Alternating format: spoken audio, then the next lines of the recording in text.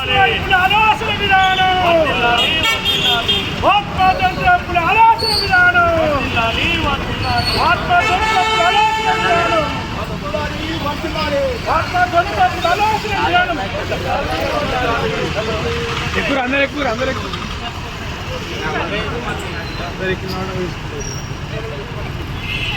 జోహార్ అమర వీరులకు జోహార్ మహనీయులకు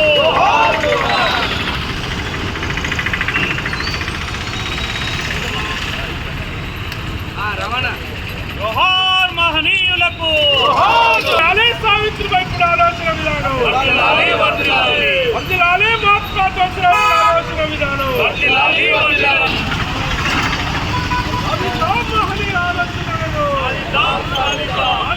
మహనీయుల ఆలోచనలు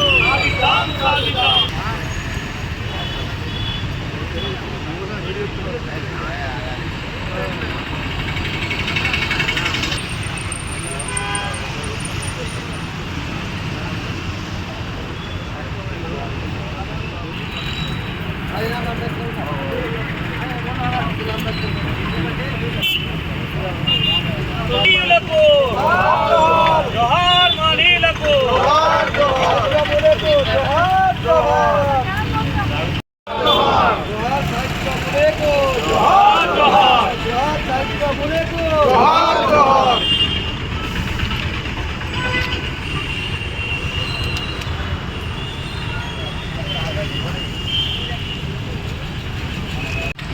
ఈరోజు మహాత్మా జ్యోతిబా పులే మరి సావిత్రిబాయి పులే జయంతి సందర్భంగా మరి ఈనాడు రాజన్న సిరిసిల్ల జిల్లాలో ఎస్సీ ఎస్టీ బీసీ మైనార్టీల ఆధ్వర్యంలో జయంతి ఉత్సవాలు జరుపుకోవడం జరిగింది.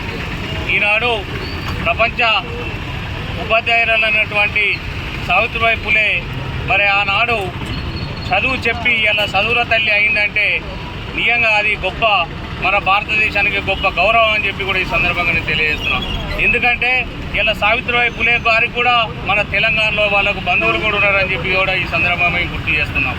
ఇవాళ ఇంకొక విషయం ఏంటంటే మహనీయుల జయంతులు వర్ధంతులు వచ్చేసరికి మరి మా దురదృష్టం ఏమో కానీ మా రాయన్న సిరిసిల్ల జిల్లాలో ఒక అధికారి ఉండడు, ఒక పూలదండ ఉండదు, ఏముండదు. కమిషనర్ గారికి ఫోన్ చేస్తే కమ్సకం దండలు కూడా ఇవ్వరు. ఇలా బీసీ సంఘం ఎవరో ఆఫీసర్ తెలియదు, ఇలా కలెక్టర్ ఎవరో కూడా తెలియని పరిస్థితి మా సిరిసిల్ల రాయన్న సిరిసిల్లలో జరుగుతున్న పరిస్థితి ఇది. కమిషనర్ గారికి చాలాసార్లు మొన్న లాస్ట్ టైం జ్యోతిరావు పులే వర్ధంతి సందర్భంగా దండలు తీసుకురావని చెప్పి రావుల రాములు గారు ఫోన్ చేసినప్పటికీ కూడా మేము కాదు, మా ఆధ్వర్యంలో కాదు అని చెప్పడం జరిగింది. అదే రోజు మరి చాకల ఐలమ్మ కూడా వర్ధంతి సందర్భంగా కూడా ఇలాంటి సౌకర్యాలు కూడా చేయకపోవడం మా దుర్భాగ్యం అని చెప్పి కూడా ఈ సందర్భంగా తెలియజేస్తూ మిత్రుల ద్వారా ప్రెస్ ద్వారా మరి ఇది ఖచ్చితంగా కమిషనర్ కానీ కలెక్టర్ గారి దృష్టికి పోవాల్సిందిగా మరి వాళ్ళకి ఎప్పుడైతే మనం వాళ్ళకు నిజంగా గణనీయాలు ఎప్పుడంటే మనం అందరం ఎస్సీ ఎస్టీ బీసీ మైనార్టీల అంతా ప్రతి వాడలో వెలివాడలో మా జయంతి వర్ధంతులు చేసుకున్నప్పుడే మహనీయులకు ఘనమైన నివాళి అని చెప్పి కూడా ఈ సందర్భంగా తెలియజేస్తూ మరి సెలవు. ఈరోజు బడుగు బలహీన వర్గాల సంఘాల ఆధ్వర్యంలో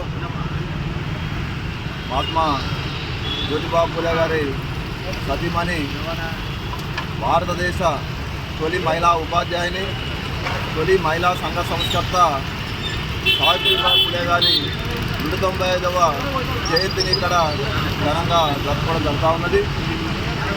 సావిత్రిబాయి పులే గారు ఆ రోజులో తన చదువుకోకుండా తన భర్త మహాత్మా జ్యోతిబా పులే తనకు అక్షరాభ్యాసం చేసి విద్య నేర్పి ఒక ఉపాధ్యాయునిగా తయారు చేసి ఒక మహిళా మన భారతదేశ తొలి మహిళా ఉపాధ్యాయునిగా చేసింది.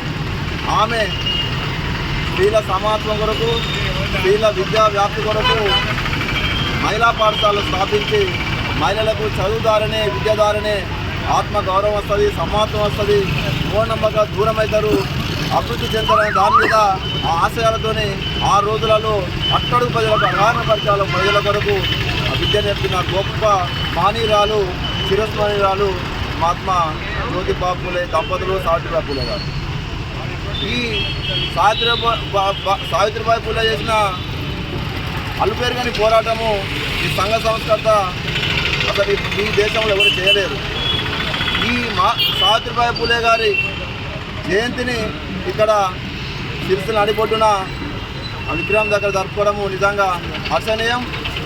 సావిత్రిబాయి మహాత్మా జ్యోతిబా పూలే దంపతుల ఆశయాలను ఈ రాష్ట్ర ప్రభుత్వం రేవంత్ రెడ్డి గారు వాళ్ళ పేరు మీద అనేకమైన కళాశాలలు పాఠశాలలు స్థాపించారు. అదేవిధంగా నిధులు కూడా వీరి పేరు మీదనే విదేశీ విద్య అట్టడుగు ప్రజలు ప్రతిభ ఉండి వాళ్ళు విద్యార్థులకు ప్రతిభ ఉన్న వాళ్లకు విదేశాల్లో ఉన్నత విద్య చదువుకున్నందుకు వీళ్ళ పేరు మీదనే ఆల్రెడీ 20 లక్షల రూపాయలను కేటాయిస్తున్నారు. దాన్ని మన మినిస్టర్ వచ్చిన తర్వాత పొన్నం ప్రభాకర్ గారు ఆ సంఖ్యను డబుల్ చేశారు. అంటే 150 ఉన్న సంఖ్యను 300 చేశారు. అంటే ఈ ప్రభుత్వం కూడా వీరి ఆశయాలకు అనుగుణంగా పనిచేస్తున్నదని నిదర్శనం.